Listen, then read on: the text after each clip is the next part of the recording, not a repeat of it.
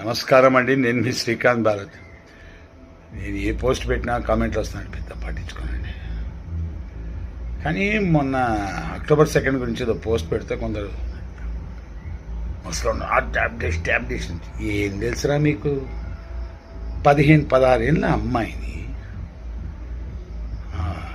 పేరు చెప్తా, ఒక 15-16 ఏళ్ళ అమ్మాయిని పక్కన నగ్నంగా పడుకోబెట్టి ఈ నిగ్రహంగా ఉన్నా లేదా చూసుకున్నాడు.